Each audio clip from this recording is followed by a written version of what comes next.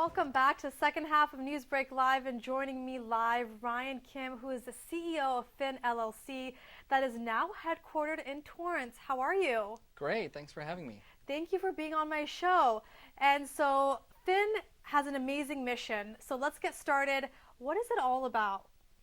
Phyn is really aiming to address in a positive way this growing, urgent crisis around the shortage of affordable clean water. Our mission really is to affect, starting with the idea that we can protect homes and families around some of the damaging effects of water, as we are so dependent on it, and also growing that into conserve and then enhance experiences around water. You recently had a ribbon cutting with the chamber. Headquarters are open now here. Why did you choose the city of Torrance? You know, we looked all around Southern California for the ideal site that mixed, sort of accessibility from a geography standpoint, the cost of real estate, and access to really great talent. When we summed it all up, the site that we selected in the heart of Torrance really was the best. That gave us all of that capability. What we do is a little bit unique in that it's not just technology and software and microchips and things like that, but we also deal with water and trying to detect leaks. So one of the things that we have to do is find a facility that will accommodate creating leaks. Certain plumbing requirements and things like that, and the facility that we found and working with the city to understand our unique needs and accommodating and permitting all the things that we need to do was really helpful. And before we get into more about the pilot program, the device that you've created, what is the main idea behind Phyn? Tell me about the jarring research that kind of sparked this idea. Yeah, so while at Belkin International, which everyone knows, it's a huge company. Right. Born and grown out of Southern California as well, now headquartered in Playa Vista. So about 8 or 9 years ago, we did some research looking at the future and came upon some really, like you said, jarring research that suggested that by 2029, that 2/3 of the world's population would have inadequate access to affordable clean water, which, is really, if you think about it, we're halfway to that point already. And so we started looking down the path and saying, what is, surely somebody must be working on a solution for this problem. And the deeper we dug, the less we found, and thought that this is something that we have to take on, and maybe try to spur additional interest and inside investment into that space. And so we started this effort 8 or 9 years ago, and we've been researching technologies and sensors and really taking advantage of the leading edge capabilities in the industry, including data analytics and machine learning, and sort of have the solution that we're working on today, commercializing sometime soon. A recent study by Michigan State University that was published in January of this year was a far-reaching study, and in that study it suggested that 1/3 of Americans would have inadequate access to affordable clean water in just 5 years. Wow. So it corroborates the research that was done back in 2009 that was actually published by the UN Water Authority. And so it seems like not only was it true then, it's even truer now, and the pace of it may be accelerating. So trillions of gallons of water are going to waste, and this is through what? Is it leaks in general? Tell me the different ways that this is happening. Yeah, so it's a staggering number. The trillion is not used on a lot of things. Right. Right. And to consider it being applied to the loss of good, clean water is a jarring, staggering figure. Imagine all the water that is produced at the water utilities and then is pumped out. And if you count all of that water, and then you add up all the water that's being consumed and measured at all of the meters, all the homes and all the buildings and so on and so forth, what we find is that there's this gap, there's a deficit between the two. And if you add it all up, the current estimates suggest that in just North America alone, 1 trillion gallons of good, clean water is wasted through various forms of leakage, including residential pipe leaks. A toilet flapper, for example. Everybody's had the situation where you're walking down the hall and you hear that toilet flapper kind of shh, Right. and you first hear it and you're like, oh, nuts. And a couple, 3 days later, it becomes like background noise and you forget about it until, maybe a month later or something like that, you fix it. Well, it turns out that simple toilet flapper leaking can waste up to 1,000 or more gallons of water every single day. Wow. Which is, and if you count the number of homes and all of that, it becomes a staggering figure. So what is the solution that Phyn has come up with? And now there's a pilot program that's been launched. Tell me about that. Yeah, so we've taken all of this research and developed a solution where a single, simple to install device can be connected in your home's plumbing system. Mm-hmm. And from that single point, it doesn't matter the size of the home or the age of the home or the type Mm-hmm. of plumbing you have, from that one device, we can detect leaking water from anywhere in your home. Any other part of the plumbing system, we can detect leaks through a specially researched and developed and patented technology around monitoring and measuring high-definition water pressure signals that are in your plumbing system. So how many homes has this device been installed in? How does it work currently? How many states? Yeah. So we started a pilot program, North American pilot program, Mm-hmm. and about 6 or 7 months ago is when we actually started to go out and do the installation. With our partnership with Uponor North America, we specially trained plumbers from throughout North America. And today we have over 300 of these pilot units installed in 17 states, from Alaska down to Orlando and everywhere in between, including several in Torrance.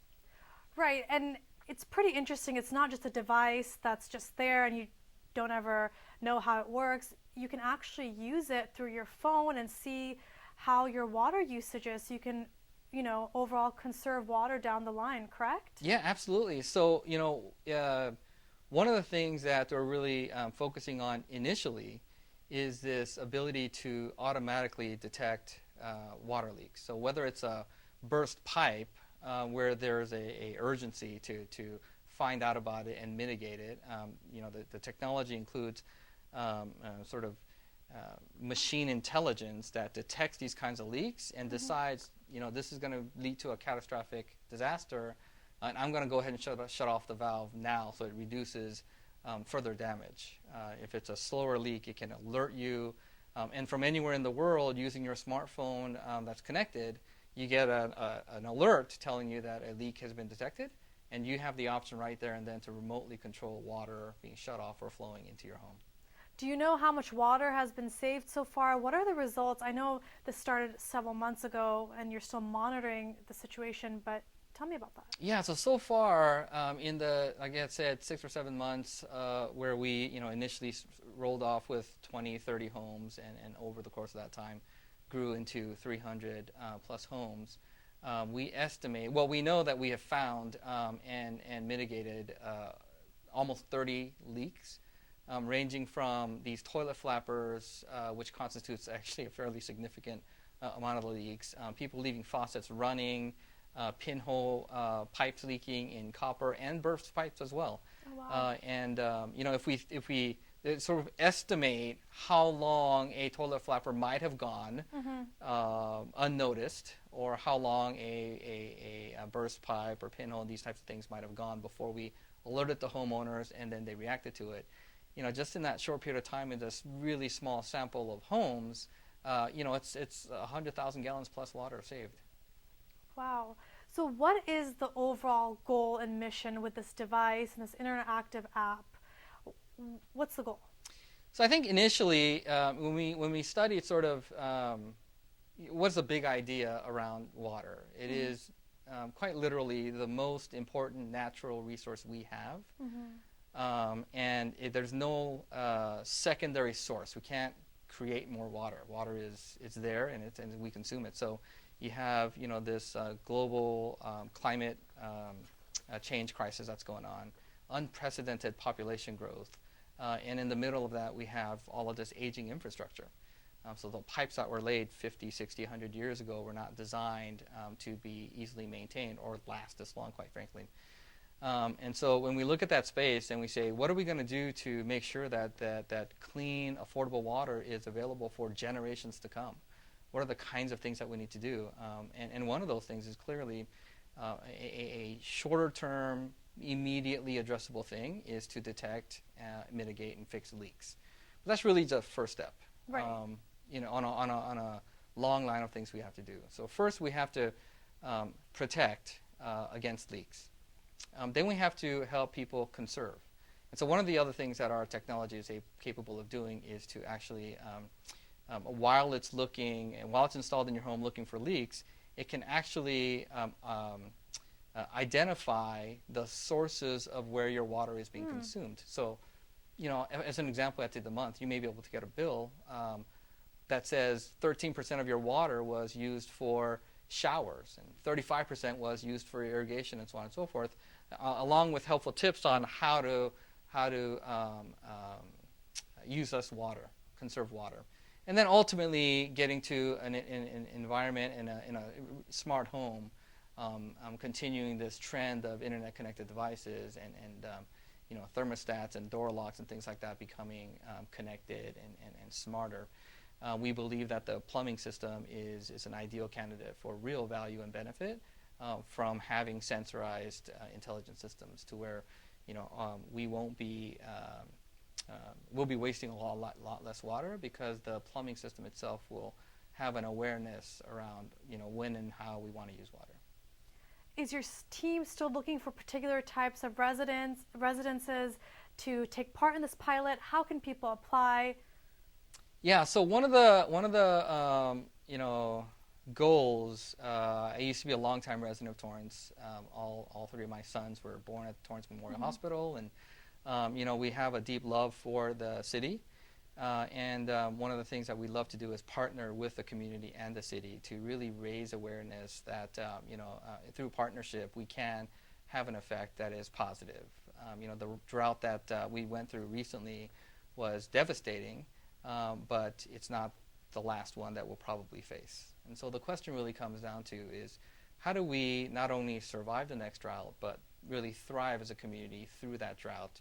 And there are things that we can do in partnership to do that. And partnering with homes in Torrance, we'd love to get more of these Phyn pilot devices installed in more homes in Torrance, so that we can see the gross macro effects of having a larger pool of homes in a smaller community rather than the entire geography of North America, and looking at the data and looking at the results of having systems like this. How many homes in Torrance could we prevent disastrous effects of leak damage? There is a growing situation right now in Torrance around copper pipes having pinhole leaks that left undetected cause large insurance claims and so on and so forth.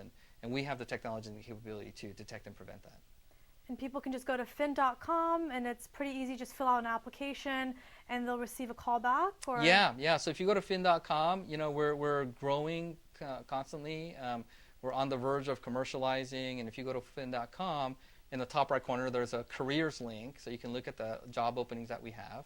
And right there in the middle of the page is another link that gets you into the application process for the pilot.